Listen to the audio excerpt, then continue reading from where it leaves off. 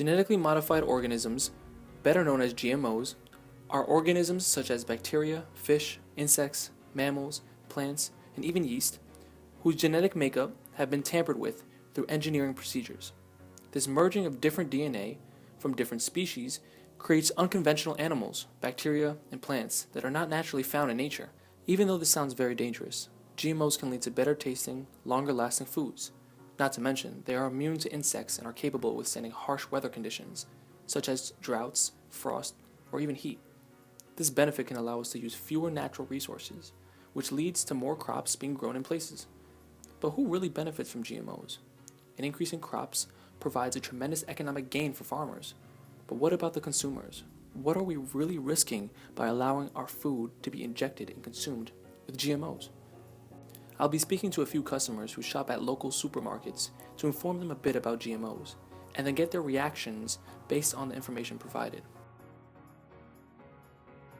McDonald's has been around for 60, 70 years with genetically enhanced product and chemically induced product in fast food that we've known was like that.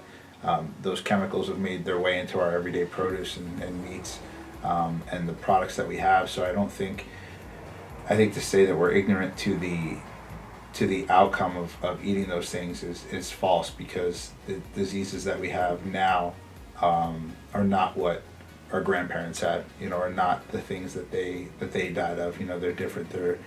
They're things that are typically caused by unnatural causes, but now they're considered natural because of what we're putting into our bodies, and now it's become standard. I mean, it really doesn't label. There's no labels to follow or read by unless you're looking closely into the ingredients. So I think honestly it's something that you as a consumer need to be, diligent in finding out the information for yourself. Sometimes it's as deep as digging into, websites and finding out where the products are being, manufactured and produced and in what factories they're being, put together. Because they're not any kind of, there's no regulation on them by the FDA. So it's tough to think about if you go into like your average grocery store like King Kullen or something. There could be also false information on the labels that they say, GMO free or whatever, but there's like a star, an asterisk, and then on the back it says something else. But for the most part, most food, especially if it's on shelves in a store, is actually, has been modified. But there's no real way of getting anything that doesn't have GMOs unless you really search for it. Because even the things that are fresh, I guess, still have GMOs, which allows them to last as long as they need them to be sold. It makes me feel like how I feel about everything else in that area. It's, it makes you frustrated. It makes you feel like you have to fight harder and work harder to be healthy, and set yourself apart from these things. It's hard to not just give in to it and make that status quo and just be okay. Where do you draw the line with that? And I hope that if we all become mutants, that I have really cool powers. Honestly, I think anything in life, comes with a trial and error period, and it's kind of scary that we're the test pilots, human beings figuring out, is this safe, is it healthy, what are the long-term effects. Honestly, I think potentially it could be, the end of human civilization as we know it. If we keep mass producing food and not doing what, God or nature intended us to do with food.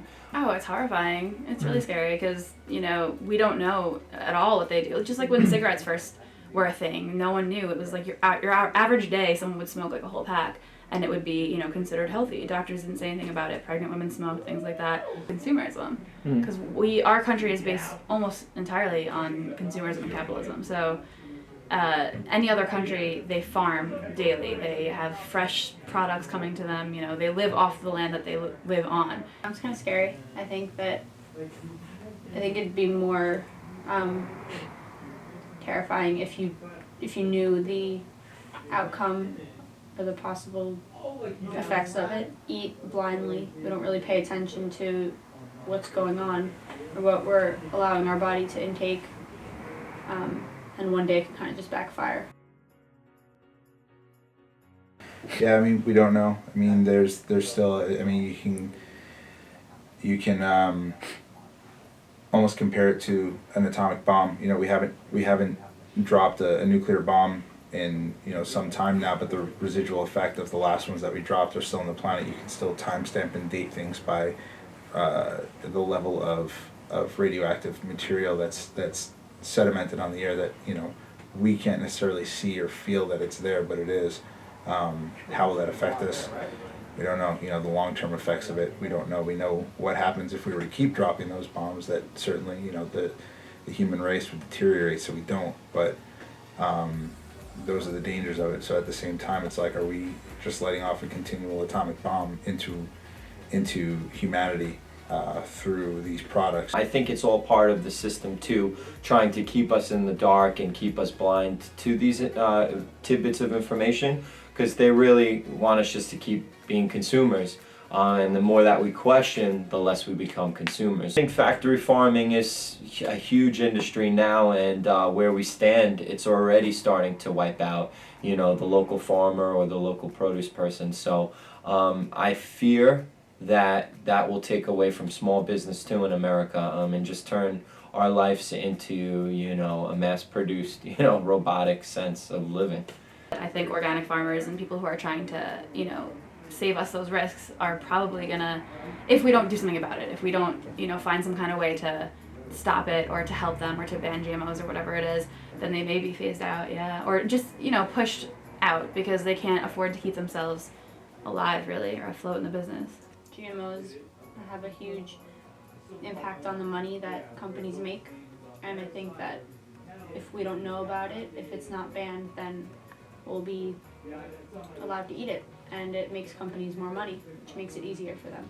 It kind of makes me angry that they've been given so much power, that everything that we intake from fruits, vegetables, anything has to pass through them, and they have the power to kind of tamper with it as much as they want. After interviewing everyone, I came to the conclusion that they all had the same concept, that GMOs are just not natural and have not been proven to be safe. And one way to help reduce the use of GMOs is to get educated and simply not eat foods that contain it. Patience and portioning are tactics that should be practiced to help eliminate the modifications of our food.